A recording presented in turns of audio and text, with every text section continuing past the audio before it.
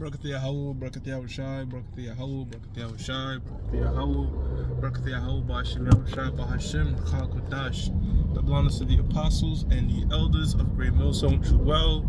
I want to say salutations to the hopeful elect out there, you Akim to Sadakim that do this thing in the utmost truth and sincerity. Run the priest Shimon. This week's topic, we're going to be getting into the Genesis, the first chapter. So without further ado, Genesis chapter 1 and verse 1. It says, in the beginning, I'm going to read it verbatim. In the beginning, God created the heaven and the earth. Now, first things first is we have to go into Hebrew there because this is this chapter and verse is widely misunderstood. You know, Proverbs 4 and 7 tells us to get understanding. Now, we notice it's a lowercase God, right? Well, it's not in all caps. It's capital G-O-D. So what we have to do is we have to go into the Hebrew, right? So when you go to the Hebrew there, you find out that that word there for God is actually plural. It's Alahayim, all right? The plural version of Allah. When you had Yam at the end, it makes it plural, right? So it's powers. So really, it should be in the headings. The powers created the heaven and the earth. Now, what powers is it talking about? I'm going to go to the book of St. John, chapter 1, verse 1. It says, in the beginning was the Word, and the Word was with the powers. So, in the beginning, going back to Genesis, was the Word. Who was the Word? Yahushai. The scripture says the Word was made flesh. Yahushai was with, again, God, the powers.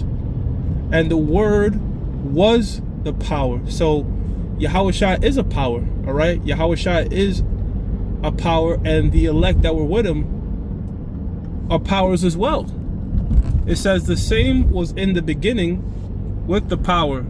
Verse 3, all things were made by him. So the Most High created Yahushai. Yahushai created the elect spirits, and Yahushai with those elect spirits created everything we see before us. Okay, so it says all things were made by him, and without him was not anything made that was made. So it goes back to Yahushai. All right, this is why he's called the only begotten Son of the Most High, because Yahushai was the only real spirit created by Yahweh himself.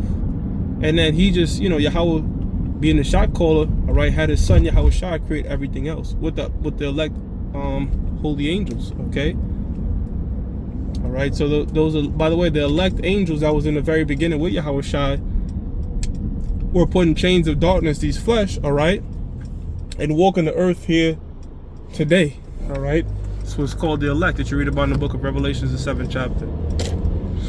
Okay, verse 2, and the earth was without form and void, and darkness was upon the face of the deep. Right, now what does it mean, face of the deep? It's talking about outer space. Okay, there's a term called the sea of space, because there's different levels of waters, right? Because there's different levels of waters.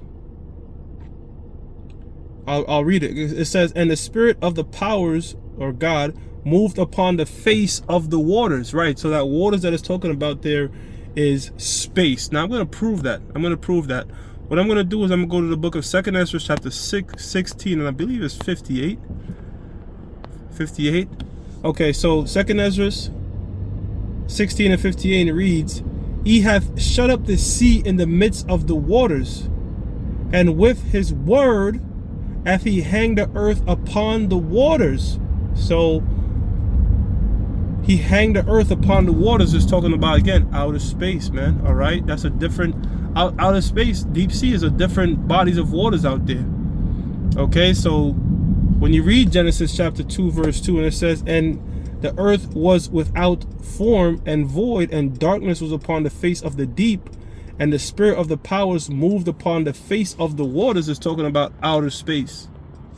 Okay, out there in the atmosphere, that's another body of waters. All right, also the ozone layer is another body of water, and the sea here on earth is also bodies of waters. Okay, verse 3, it says, and the powers said, let there be light, and there was light. So there were elements, right? And Yahushua and the elect telepathically, all right, said, let there be lights, and illuminated these elements, okay?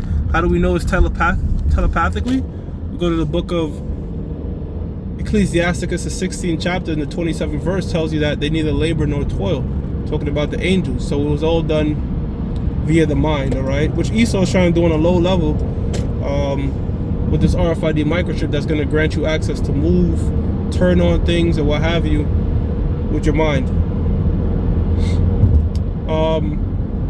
Verse 4, and the powers saw the light that it was good, and the powers divided the light from the darkness. Now that's going into the fact that if you look at the planet Earth, there's a darker part of the Earth and a lighter part of the Earth. The Earth basically has its own light, all right? The Earth does not need the sun to illuminate.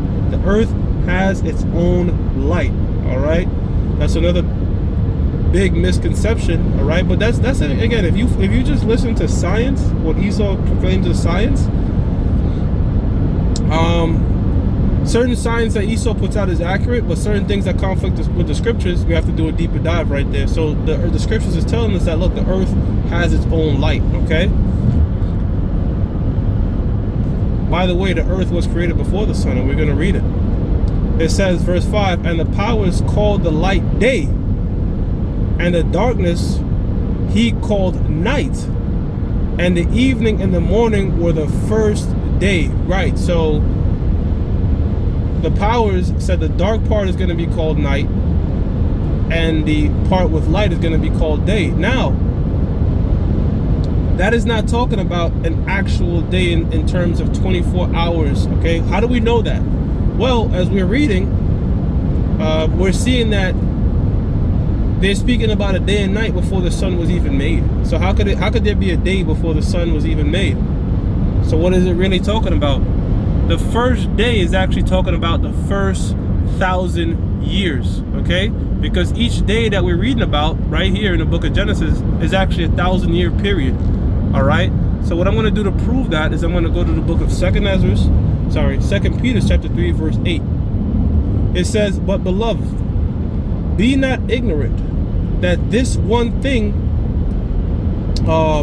be not ignorant of this one thing, that one day is with the Lord as 1,000 years, and 1,000 years as one day, right? So again, that first day, all right, is really about the first 1,000 years of creation, all right? 1,000 years to us. In fact, in the book of 2nd Ezra, the scriptures tell us that the world is divided in about 12 parts, and we're in the latter part of 13. So we've been around probably about 13,000 years, all right?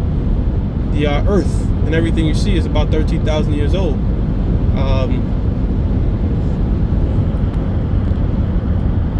It says,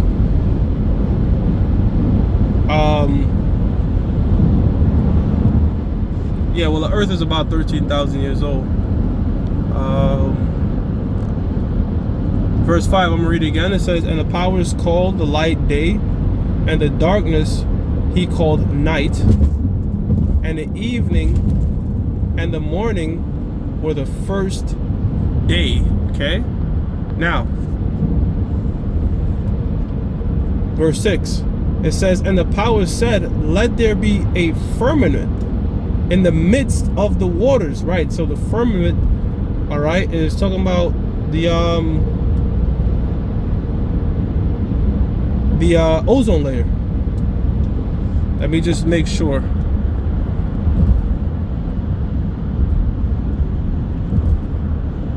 Yep.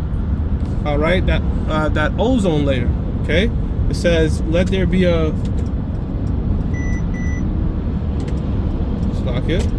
It says, let there be a firmament in the midst of the waters, and let it divide the waters from the waters, right? So that's that ozone layer that I talked about earlier, all right? It's another body of water, okay? Just like how your eye has a layer of water around it to filter things, The powers in the beginning put a layer, all right, an ozone layer of waters, all right, around the planet Earth to divide the earth on the waters on the earth and the waters in space. Okay, in other words, you know, there's second and third heavens. 7. By the way, Esau was never able to really get into the third heaven. All right, all he could do was orbit the planet Earth. He was never able to go to the moon. The scriptures tell you flesh and blood cannot inherit the kingdom of heaven. So we can't go up there in these bodies to the moon and all that type of shit. You can send machines, but not man. 7. And the powers made the firmament and divided the waters which were under the firmament from the waters which were above the firmament, and it was so. So even back then they knew about the ozone layer. Verse 8. Man, the mysteries of the Lord, man. See, the Lord knows everything, man. Prophets, you know, revealing his secrets unto the servants of prophets. We knew everything. Verse 8. And the power called the firmament heaven, and the evening and the morning were the second day. Yeah, so like I talked about, there's different heavens, all right? That ozone layer is the second heaven, and out there in outer space is the third heaven. Okay? Verse 9. And the powers said, let the waters under the heaven be gathered together onto one place, and let the dry land appear. And it was so, right? Because in the beginning, there was only one body of land called Pangea, all land, right? Pangea, all land, okay? And the rest was waters, okay? Because these continents that we know today, they weren't around in the beginning. I mean, they were around, but they weren't separated, all right? It was all one body. In fact, if you look at the globe, everything fits together like a puzzle piece. It was during the flood, okay? It was during the flood that the waters were divided. High pressurized water from outer space ripped through and came out the earth and tore up land masses, all right? And that's how we have the earth today, okay? It was possible. It's probably more likely that, you know, there was like a certain sort of force field or what have you, or some sort of bubble protecting the ark, all right? Because that ark, you know, somebody might wonder, how the hell is this water tearing through rocks and mountains and shit but can't go through wood? Well, the Most High was protecting them, just like how the Most High protected Lot with some sort of head, the angels or what have you, okay? Verse 9. And the powers, okay, I read that part. All right, now we have verse 10. It says, and the powers called the dry land earth, and the gathering together of the waters called he seas. And the powers saw that it was good, right? So you got to think about it too. Like, there was no really need to learn how to navigate ships and all that, because everything was all one land. Everything was all one. They wasn't prepped for this idea of rain, and so when the flood came through, it was just like, it's just like now how we talk about missiles raining from the sky. It sounds extremely far-fetched to people, even though we have missiles. It sounded very extremely far-fetched when Noah was telling them, look, there's gonna come water from the sky. And I'm gonna read about it too. It says, verse 11, and the powers said, let the earth bring forth grass, the herb yielding seed, and the fruit tree yielding fruit after his kind, whose seed is in itself upon the earth. And it was so. And the earth brought forth grass and herb yielding seed after his kind. Salakia.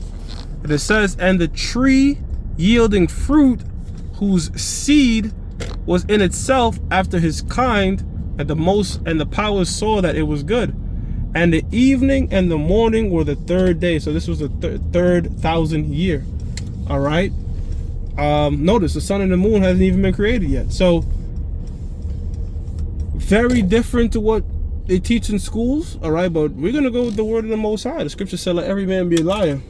I'm gonna stop right here. Okay, so we stopped at 13. We went through Genesis 1 and 13. So Lord willing, I'll continue. I'm gonna give all praises to Yahweh, Ba'ashim Yahweh Shah, Ba'ashim Ruach HaKodesh, that belongs to the apostles and the elders of Great Millstone True Well. Salutations to the hopeful elect out there, you Archangels of Adakim that do this thing in the utmost truth and sincerity. Shalom.